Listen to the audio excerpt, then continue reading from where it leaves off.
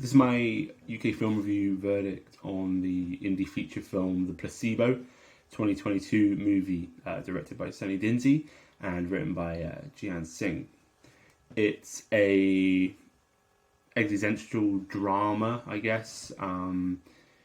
We are introduced to a character called the writer, who's experiencing a lot of depression and angst in his life.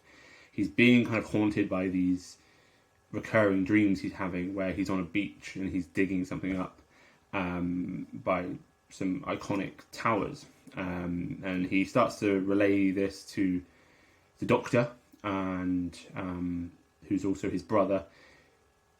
The pair get into quite a lot of arguments and debate about the meaning of this dream, whether it has any kind of bearing on the writer's mental health. The writer is very keen to explore this because he kind of knows where this dream is taking place. He wants to go there because he feels that maybe when he's there he'll find some purpose, or at least some meaning behind these dreams that he feels is what's troubling him. The doctor doesn't see this at all, feels very much that he's having a mental health crisis. He's also aware that his brother's been through a divorce and thinks that he just needs to focus on medicine and health and getting better, and encourages him to take these pills that are in his glove box in a very sort of unmarked jar. The writer does end up convincing the doctor to take him to this location, and on the way there they engage in even more debate as to the meaning of life, God, all these sort of things about whether or not any of this is real and what it means.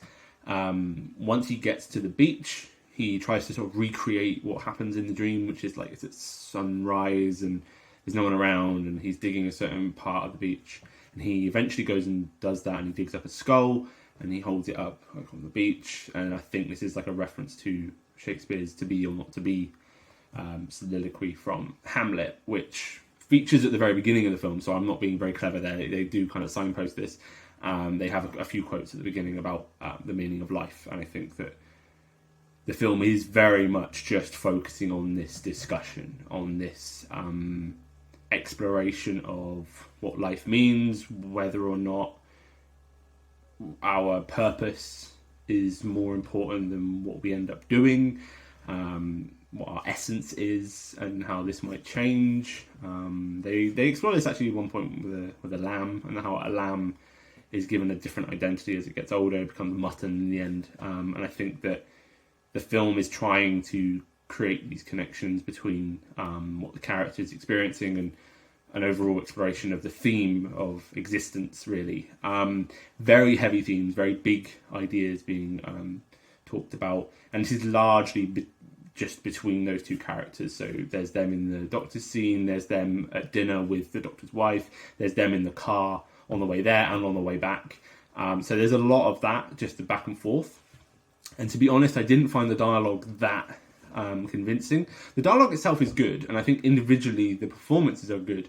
But what I did find was that each actor just felt like they were trying to get their words in and get their lines out and do them in the right order and do them in the right way that the script had them written down. It didn't come across very naturally, to be honest. It felt like they needed more rehearsals and they needed to have more time, maybe to go off book a bit, come across a bit more natural, to be honest. So that was just how I felt about the performances. And there are also quite a few sub-characters that come in at times that don't really contribute that much. And it comes across quite wooden, and it feels overperformed. So that's the performance side of things. The filmmaking itself, I think, is really good. Very strong. It's got a good, stylish feel to it. You're never in wonder about the quality of that. And I think this is best represented in that beach scene where he digs up the skull. I think that was a brilliant scene, really remarkable. I really enjoyed that. The vast majority of the rest of the film I found quite hard going. Lots of these big, long-winded chats about what life means and how it's all kind of pointless, and trying to argue stuff which no one can really argue. And it kind of reminded me of like when people have had a few too many drinks and they just like to get into these debates about the bigger meaning. And it just went on for a very long time. I was like, this is just, it's a long time to be with characters, especially when most of the characters are being quite cynical and depressed about what's going on. So it's a hard watch, even at just over an hour. It's not actually that long a film, but it felt much longer because of that.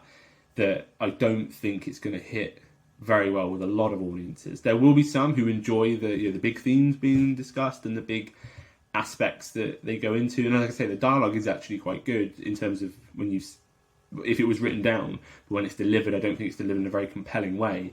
And we don't really get enough story, to be honest. There's not, and like the whole title, the Placebo, I don't think it's delivered that well in terms of that coming into the story. I won't spoil the final third because that actually is where it does get a bit better, but I still don't think it's enough. I don't think even like the poster's got like pills on it and stuff. That's not really what this film is about. It gives this impression that it's about a drug or a lack of drug, and it feels very sort of sci-fi, whereas actually this is a human drama, very much human drama about a character going through depression or at least an existential crisis. I find that very hard to say, so apologies. I do want to give a shout out to Drew Elston and Thomas Coulston. They play the central characters. They're very good performances individually. I don't think together the chemistry was there, and I certainly don't think it was there with the surrounding cast members. But individually, their performances are pretty good. And when given like alone time, kind of like Shakespeare, when you get the soliloquies, I think that's when the film is at its best, and I think people will kind of enjoy some of those aspects. But I'd be very surprised if this has a big appeal, because I think it's too much of a downer and doesn't give you the other balance to make up for that. But do make up your own mind. It's on Amazon. It's not on Prime, so I think you've got to rent it. It's called The Placebo, and yeah, check it out.